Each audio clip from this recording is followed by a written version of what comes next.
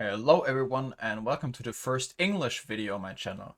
So the last videos have been on German, but I've seen that I probably have a much larger audience if I'm doing it in English, so here we go. In this video, I want to show you how you can hack essentially any program on your computer using a disassembler. So what is a disassembler? In general, you have assembler code, which is just machine language written as text. So then the assembler converts this text into real machine language, which is just binary bytes.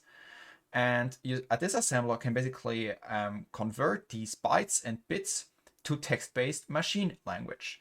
And you can use it to reverse engineer and to hack any program on your computer.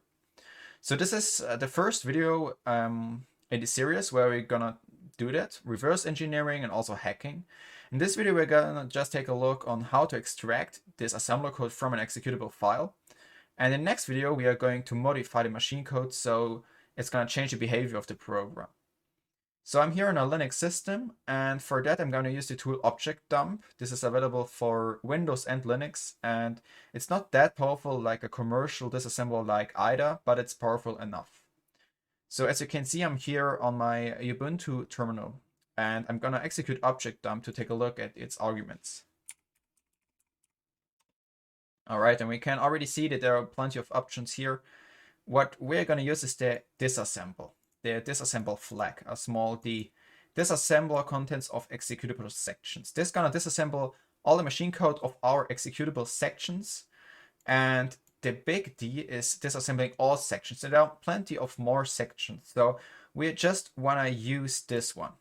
So, but we need something to disassemble. So I've written a little C program, just a hello world, for example.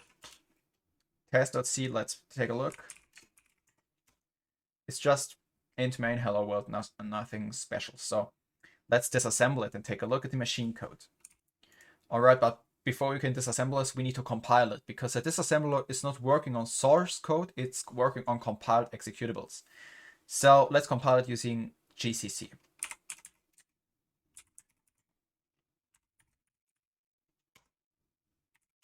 And now we have our executable here, and executables are there to run, so let's run it. Hallo Freunde, this is still on German, I haven't changed the text. So what we want to do now, we want to take a look at the assembler code. So let's object dump it.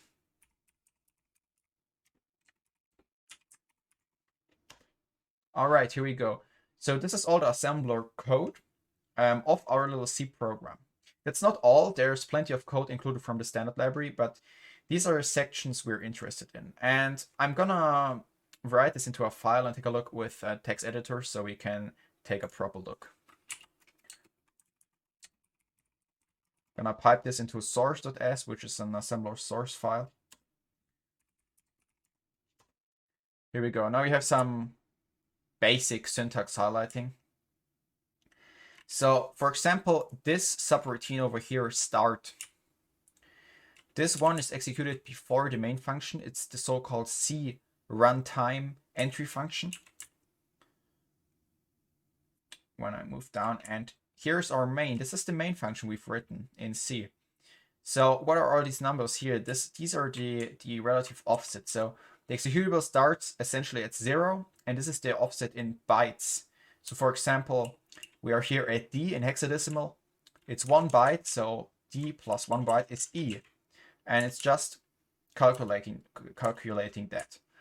And this is the main function. So there is a plenty of prologue and epilogue code. It's also not compiled with optimizations. So the compiler spitted out a lot of unoptimized and also unnecessary code.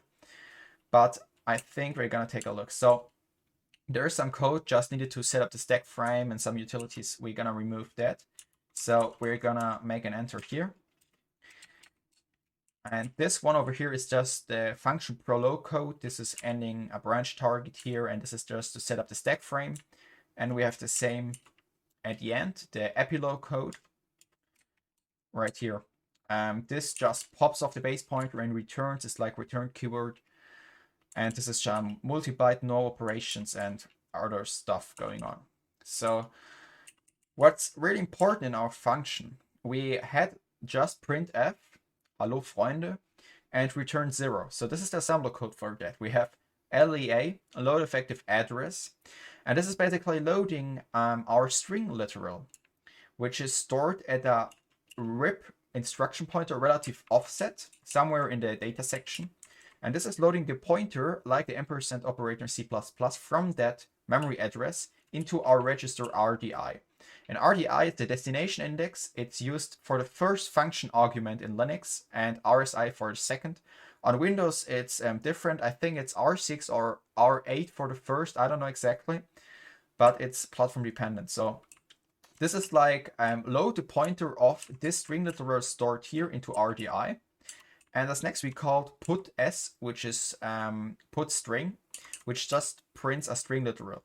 And you might have noticed we've used printf, but the compiler was even smart enough to figure out that printf is formatting the text. You can format using integers or floats, and we don't need it, so it's more efficient to just call put string directly, because we just want to print that string literal until the null terminator is reached.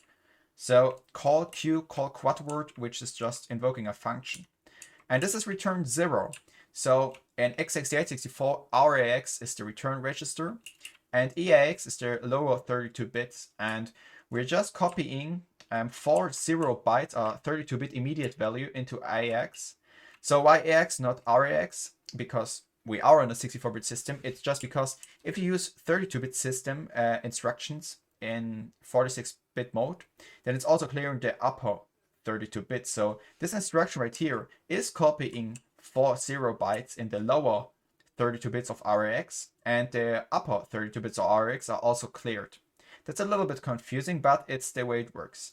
And here you can clearly see that the compiler did not use any optimizations, because setting your register to 0 is far smaller and easier using XOR. So we have a 4-byte immediate value for zeros, which is just stupid. And we could just use XOR L for long EX EX and XOR EX with itself, and that's going to result in 0. And not XOR RUX RUX, because, like I said, even XOR with 32 bits is clearing the upper 32 bits, so it's clearing the full 64 bits. So that was our main function. And that's also the main content of this video. We just take a look at, simple assembler code of disassembling using object dump. And the great thing is you can reverse engineer and disassemble any software. You can try it with a game. I do not want to encourage you to hack any games, but you can disassemble any software with this. And if it's written in a more high-level language like Java or C#, you can reverse engineer their virtual machine, or you can, of course, reverse engineer their bytecode. That's easier, but on another level, it's different. So that's a topic for another video. So in the next video, we're going to take a look at how we can actually adjust these bytes here. This is the machine language here. I forgot to say that. That's the machine language here. These bytes are really machine language. In the next video, we're going to take a look at how we can change these to hack some program. I'm going to take a look what we're going to hack. We're going to use a real program you can also use, or you might already using. And we're going to change the machine language so that the behavior is completely different. And that's the topic for the next video. All right, so thanks for watching. Leave me some feedback, please. It's my first video in English, and I'm trying my best here, but I see how it looks like, and afterwards I will see if I will continue this series in any case, of course, but I will see what I can change to make it better. So thanks for watching and have a nice evening. All right, I'm out, and stay safe.